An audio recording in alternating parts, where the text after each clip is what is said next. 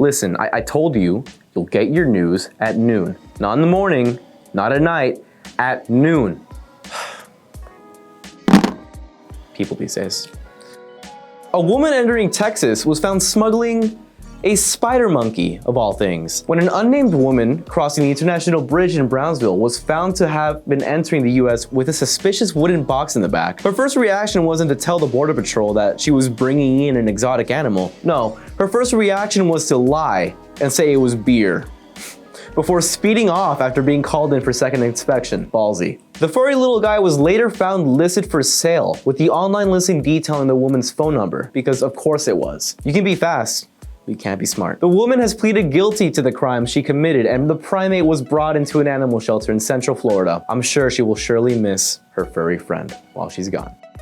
Drop the drugs! It's okay! I've got a weed card! You heard me right. The weed card is now real. In New York, at least, as New York's first retail licenses for the drug are being distributed very, very soon. There's one issue though, and that is the fact that the black market continues to thrive in New York, regardless of the efforts put in by the city to make it more retail friendly. Though unlicensed vending of that sweet Zaza is still illegal, that hasn't stopped many vendors from pushing the plant around throughout the community. One of the main issues you see when it comes to vending it with a license is the fact that it has to be a taxed purchase, compared to not needing to pay that tax when you hit up your boy Tony in the alleyway behind the Denny's. What's up, Tony? As the law goes, the weed license is only enforced in the event that an actual sale is made and recorded. The state law does not give the NYPD the ability to close down anybody's small business that happens to be selling that funny flower on the side. You know, a good way to make all this go away is to just not pay taxes, like my friend Norbert. Whoa. I'm kidding. I'm kidding. I am kidding. I'm kidding about that. I pay all my taxes.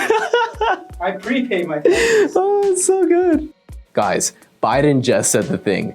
Just yesterday, President Joseph Reverend Biden called for the pardoning of turkeys, chocolate, and chip. Is his middle name really Reverend? No, I'm just with everybody. That's their names, not their flavors. Wipe that drool off your chin. You can't eat them. Yep. The rest of the ceremony was spent cracking jokes about this year's Thanksgiving, with Biden seeming to be in high spirits for the entire day, which is warranted given that there was no big scary red wave that everyone foreshadowed for the 2022 midterm elections. Good on you, Biden. How did you sneak in a midterm joke into this story? I don't know, dude. Biden was talking about the only red wave is going to be the one happening when someone spills a cranberry sauce. Good on you, Biden. Enjoy that chocolate chip.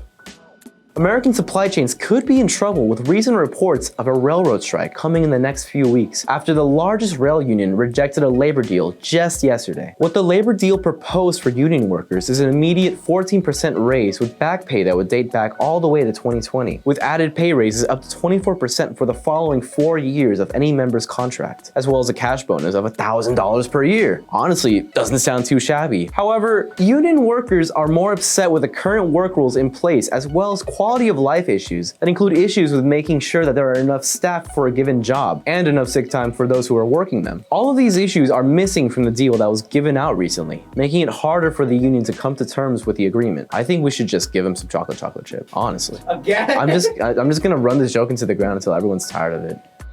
A recent study regarding COVID-19 has shown small signs of what the potential long-term effects of infection and recovery may be. Bharat Biswal, a professor of medical engineering at the New Jersey Institute of Technology, has found that when taking a look at MRI scans of the brains of 46 people who had previously been infected within the last 6 months and comparing them to a control group of those who haven't, those who have recovered were found to have less circulation within the tiny blood vessels in the frontal lobe of the brain. While it still remains unclear as to how this may affect those previously infected in the long term, so things like expression of language and voluntary movements. It is also worth noting that there remains to be a lot more research to be done, but according to Biswal, it does provide an initial idea of what parameters to look at for future research.